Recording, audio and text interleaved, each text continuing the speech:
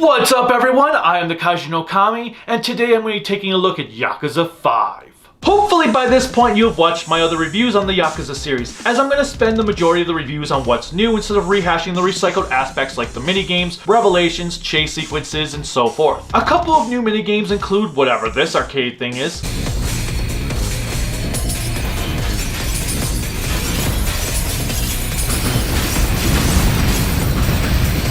a taiko drum game that I actually enjoyed,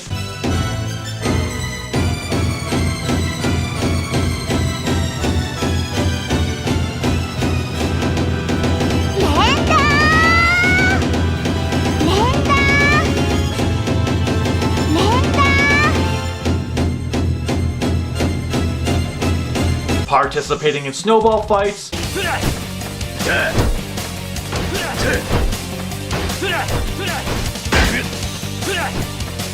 a noodle game,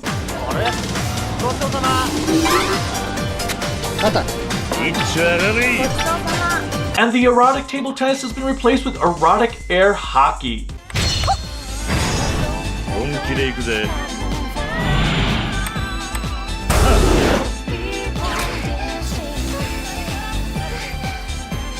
Revelations are still full of incredibly hysterical hijinks.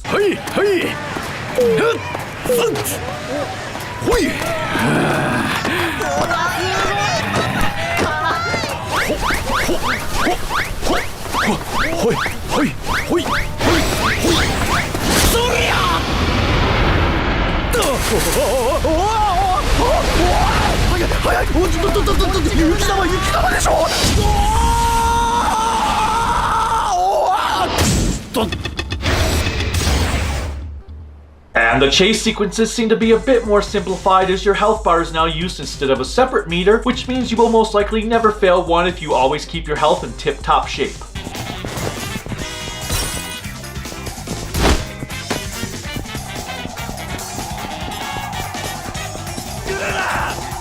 As with Yakuza 4, this game focuses on multiple characters for you to play as, which is still cool as it is frustrating. One thing I forgot to mention in my previous review is that I found myself struggling to pick up earlier characters by the finale. Given that Akiyama was the first protagonist I played as, by the time I took control of him again at the end of the game, I felt like I had to relearn all of his combos and abilities as if I was starting to play him for the first time. It was quite annoying and remained an issue with this one. Thank the gods, Kiryu is the first person you play as this time around, because taking control of him again later on was not such a big deal since he has been the central character for the vast majority of the franchise. Thus, having him start first and return towards the conclusion was not an issue, as I was still wiping the floor of my enemies. Literally.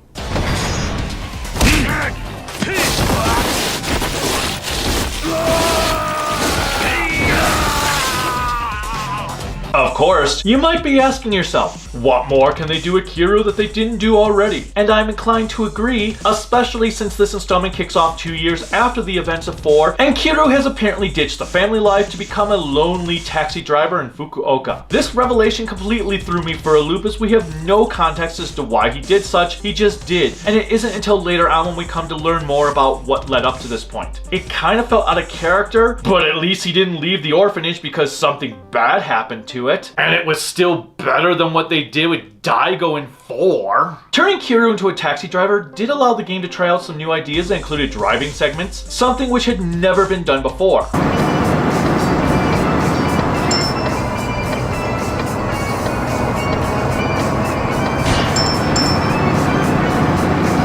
Driving people to their destination is not as complicated as I was fearing, especially when the game told me I had to obey the traffic laws when doing so, or there would be consequences. Which isn't really that big of a deal, given that you're either going to just have to redo the mission, which is pretty short to begin with, or the car will just reset to a previous intersection. There was only one mission I found myself failing over repeatedly thanks to the poor mechanics of having to tail someone.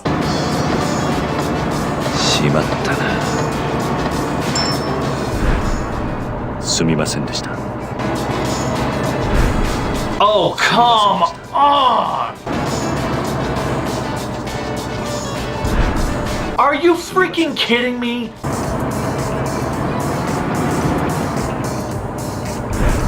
What the f***? fuck people. Beyond that, they were kind of fun. There are other sequences where you just have conversations with your passengers that was kind of interesting, specifically ones that revolved around an anime-crazed boy trying to hide his love for nerdom in front of the girl of his dreams.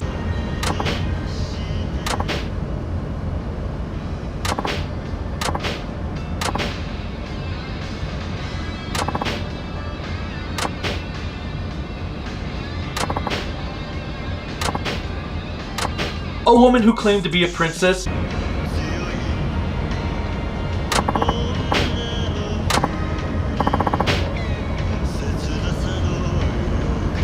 And a kidnapper.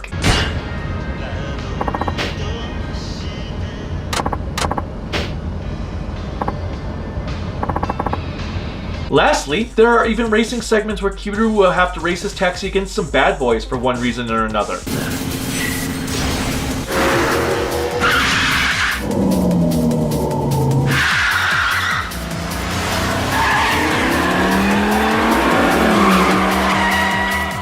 Or a bad girl.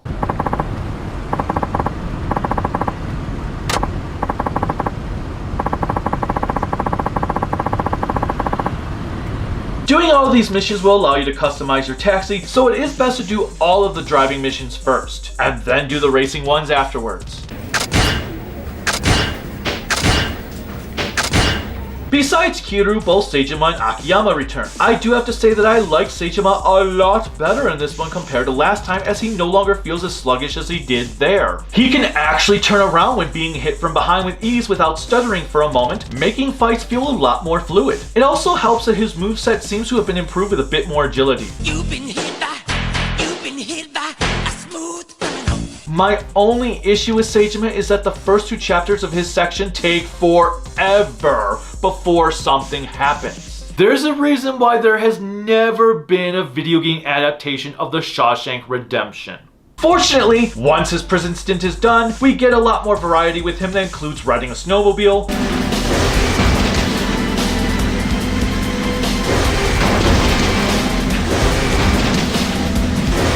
hunting animals. Shh. Be very, very quiet. I'm hunting rabbits. Dressing up as Santa Claus and kicking the crap out of people.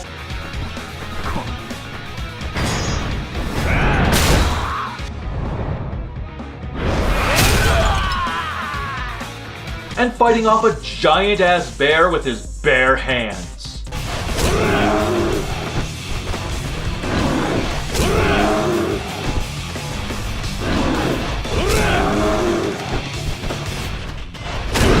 Seijima also benefits from being in the northern region of Japan, Sapporo, which pits him in snow-covered territories that add some much-needed variety to the cities the same way Yakuza 3 had done with the beach area of Okinawa. The incredible snow sculptures are a sight to behold as well.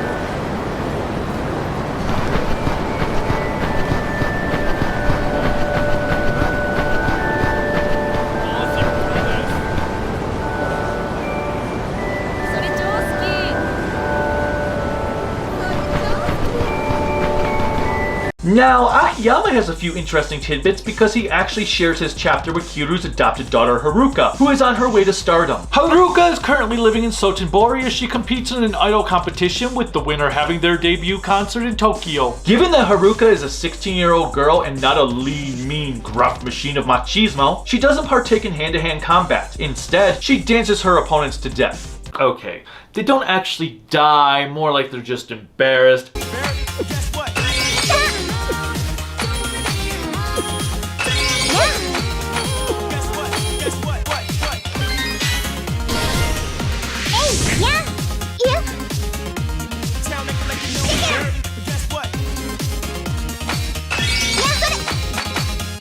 As Haruka, you will find yourself doing a lot of button pressing, which is thankfully far easier than the likes of karaoke and stuff. Although, I didn't do too bad in the karaoke this time around. I love you, ろくに言わない口下手でほんまに In fact, I found myself having a blast with Haruka's portions, such as appearing on TV shows,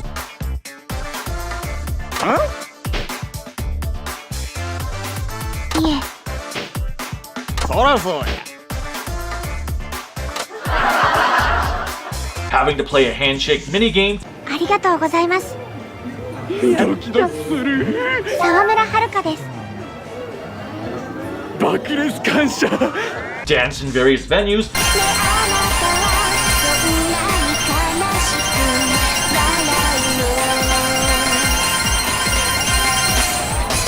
and partake in interviews for magazines and such. One of which had a very inappropriate question for a 16-year-old girl, and no one seemed to bat an eye over it.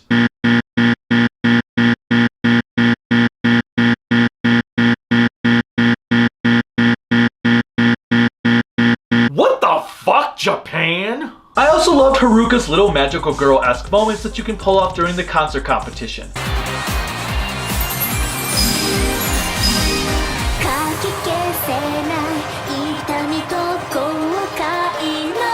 My biggest point of contention comes down to having to hear the same goddamn song over and over again. I really felt like Dr. Chalice in Halloween 3 after hearing the Silver Shamrock song for the millionth time.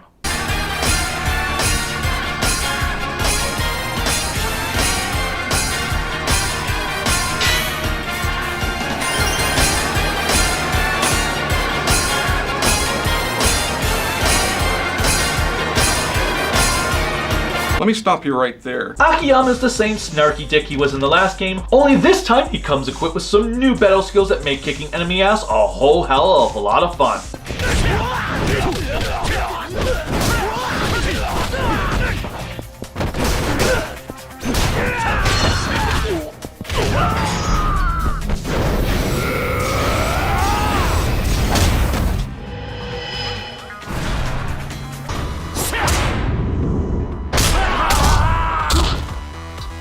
I should also mention we seem to have a Shinkenger voice actor reunion here, as both Romy Park and Rintaro Nishi voice two of the new characters present. ブログや SNS、いい噂も悪い噂も一瞬にして世界中に広がる時代。こんなところで他社のタレントに土下座なんてさせたらどうなるんでしょうね。 The other cool thing about Nishi, besides also playing Shadaman Die Ranger, is that he plays one of my favorite characters featured in this game. もう踊れらの好きにはさせん。踊れらの敵はこの国の極道全員じゃ。 The final character to play as is the disgraced former baseball player turned porn magazine writer named Shinada Tatsuya. Shinada does not strike me as a likable character one bit. His fighting style kinda sucks too. His attacks don't seem to do a lot of damage, and overall, the guy is just an uninteresting sleazeball who tries to blame everyone else for his problems but himself. Granted, as you progress through his tale you come to learn why, and that there might be some truth behind his troubles being thanks to a third party, but that is not the point. The point is this guy's story comes out of left field and does not fit with the rest of the game. There's just something foul about it. Even the way the developers tied it together feels amiss, as Shinada's motivations for joining in on the finale doesn't make much sense to me given how the guy has acted throughout his entire story. Out of every character I've encountered in the series thus far, Shinada is without a doubt my least favorite. I didn't even hate Seijima the way I hated Shinada in the last game. If there is one positive I can say about Shinada, it is he is the first character ever where I found myself preferring to use weapons with over fists.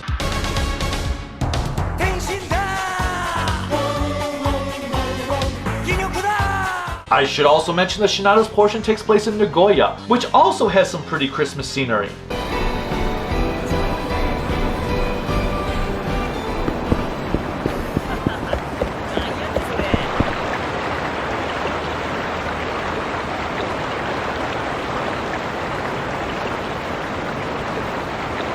Lastly, Shinada's voice actor, Toshiyuki Murakawa, has portrayed many characters in both anime and toku like Torin in Kyodoger, Ultraman Powered in The Absolute Conspiracy, Kazuma Soma in Fruits Basket, Kaguya in Demon Slayer, Kira in JoJo's Bizarre Adventure, and Naraku in Inuyasha. 俺はそういうプロ意識の低いやつが大嫌いなんだ。あの子を撃つのをやめたまでは認めてやる。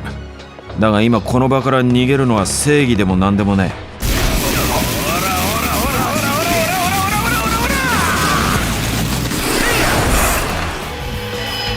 If you have been following my reviews up to this point, you know I love to talk about the sub-stories to these games as they are always a blast to dive into, and naturally, the ones here are no different. Hiru gets to take part in another movie shoot with the director from last time, this time a horror film.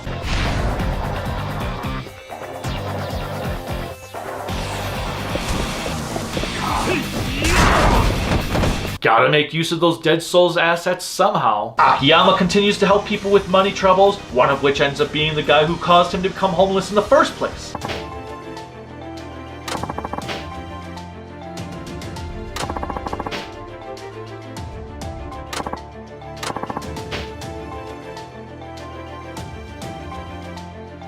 Huh? There was another ghost story.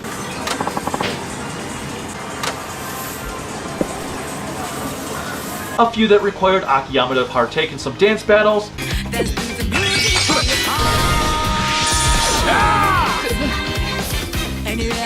And having to fend off some stalkers for Haruka. Speaking of Haruka, most of her sub-stories revolve around dance battles.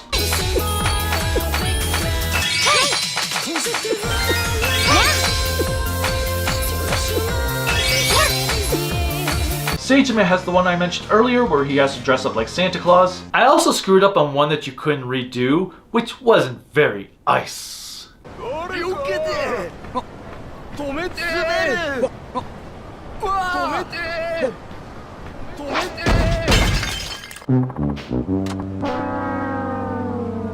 As for Shinada, he's got chocobo racing. Yep, you have to breed and race roosters in this one, though there doesn't seem to be a golden cock. Oh my.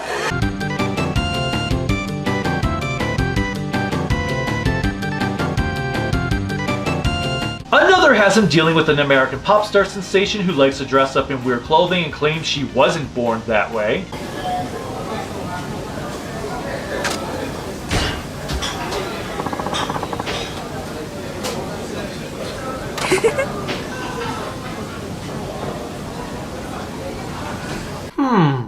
I wonder who this could be referencing. Oh, and Shinada also has to deal with this after declaring his total dominance to a CEO during a job interview.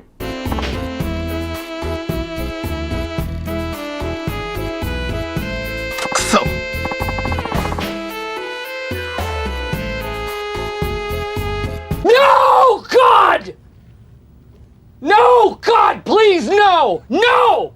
No! The graphics are a big improvement over the last two games, with a lot more textures and details involved in the visuals. As I showed earlier, there are some utterly impressive sets to view and every new location feels different from each other, enriching the world these characters live in even further.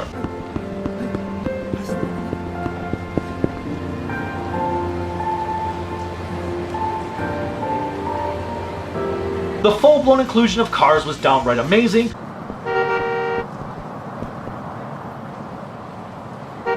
Yo, fuck you! That's not to say the game is glitch-free, as I did encounter some oddities as seen here.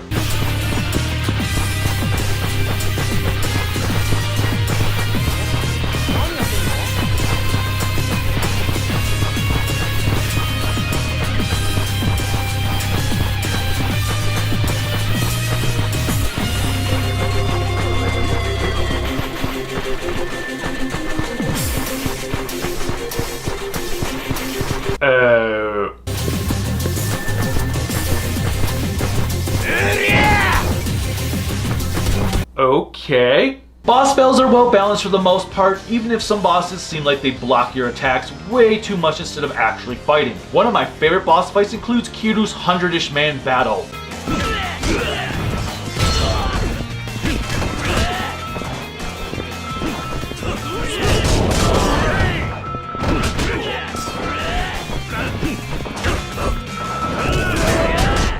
And then a 4-way battle that occurred later on in the game. God, those were so damn epic. Finally, and as always, the music in this game flat out rocks. This one has by far the best variety of tunes since Kiwami 2.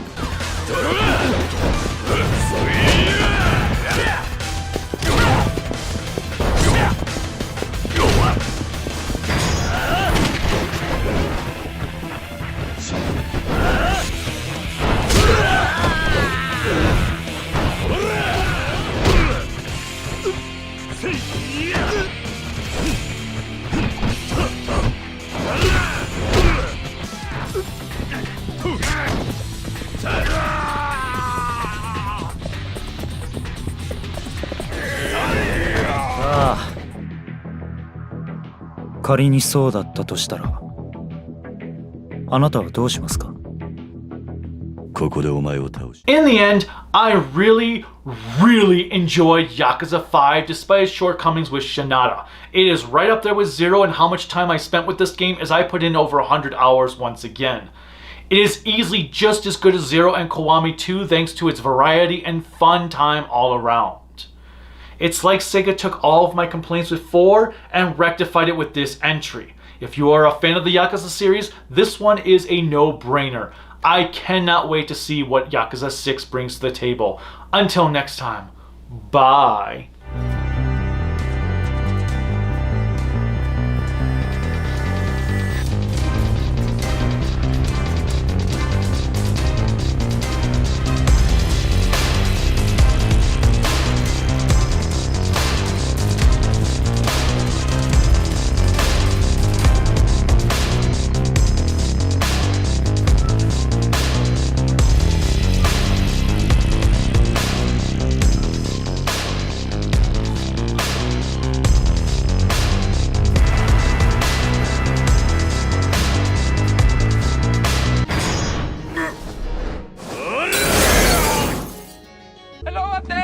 I'm still alive, but I'm very badly injured. I think my legs might be broken, but I'll try to stand up.